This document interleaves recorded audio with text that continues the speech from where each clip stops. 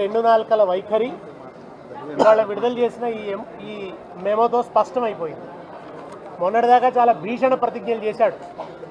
టికెట్ల పెంపుదల ఉండదు, రేట్ల పెంపుదల ఉండదు అని చెప్పి భీషణ ప్రతిజ్ఞ చేశారు కోమటిరెడ్డి వెంకటరెడ్డి గారు, సినిమాటోగ్రఫీ శాఖ మంత్రి గారు. మరి వాళ్ళ వెంకటరెడ్డి గారు ఏ కలుగులో దాక్కున్నారు? ఆయన వచ్చి ఇప్పుడు వివరణ ఇవ్వాలి కదా.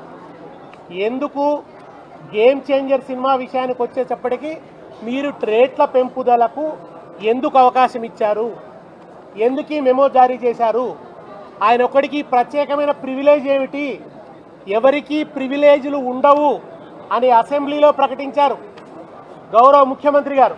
మరి గేమ్ చేంజర్కి ఎందుకు ఈ ప్రివిలేజ్, ఎందుకని ఈ ప్రివిలేజ్ ఇస్తున్నారు? నిజానికి దిల్ రాజు అని ఆయన ఎప్పుడు కూడా తెలంగాణ ఉద్యమంలో కలిసి వచ్చిన వ్యక్తి కాదు. ఆయన ఏ ఒక్కరోజు కూడా తెలంగాణ ప్రజలకు అండదండగా నిలబడ్డ వ్యక్తి కాదు. ఆయన కూడా నిజామాబాద్లో మాట్లాడుతూ తెలంగాణ కల్చర్ను అవమానించాడు. ఆయనకు ఆంధ్రాలో సినిమా విడుదల చేస్తే వైబ్ ఉంటుందట, తెలంగాణలో విడుదల చేస్తే వైబ్ ఉంటలేదట. అయితే తెలంగాణలో సినిమాలు మానుకోని ఆయన దిల్ రాజు, నువ్వు సినిమాలు మానుకొని కళ్ళు మాంసం దుకాణం పెట్టుకో, ఇక్కడ కూడా నీకు వైబ్ ఉంటుంది. నీకు కావాల్సింది వైబ్ కదా, ఇక్కడ సినిమాలకు వైబ్ ఉండదు అంటున్నావు కదా. సినిమా వ్యాపారం ఇక్కడ మానుకో. మరి ఎందుకు రేవంత్ రెడ్డి గారిని పట్టుకొని వాళ్ళ టికెట్ల రేట్లు పెంపుదల, నైజాంలో టికెట్ రేట్లు పెంచడానికి అనుకూలంగా ఆర్డర్ ఎందుకు తెచ్చుకున్నావు దిల్ రాజు గారు?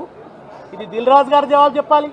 సినిమాటోగ్రఫీ శాఖ మంత్రి కోమటిరెడ్డి వెంకటరెడ్డి గారు చెప్పాలి. ఆయనే ప్రకటించాడు విస్పష్టంగా, టికెట్ల రేట్ల పెంపుదల ఉండదు అని చెప్పి ఆయన స్పష్టంగా ప్రకటించాడు. కనుక మీరు రెండు నాలుకల ధోరణి, ఒకరి పట్ల ఒక న్యాయం, ఇంకొకరి పట్ల ఇంకో న్యాయం. ఒకవైపు పేద ప్రజల జేబులు లూటీ చేయొద్దు అన్నాడు రేవంత్ రెడ్డి, సినిమాలు విడుదలైతే టికెట్ల రేట్లు పెంచి జేబులు లూటీ చేయొద్దని మాట్లాడారు, పేద ప్రజలు నష్టపోతున్నారని మాట్లాడారు. ఇన్ని మాటలు మాట్లాడి ఎందుకు ఇప్పుడు నాలుక మరలేసినారు అంటే, ఈయన పూటకొక మాట మాట్లాడతాడు, ఒక్కో సందర్భంలో ఒక్కో మాట మాట్లాడతాడు. ఈయనకి దేని మీద కూడా ఒక స్టాండ్ అంటూ ఉండదు. నిజాయితీ లేని మంత్రి అనడానికి ఇంతకంటే పెద్ద సాక్ష్యం అవసరం లేదు.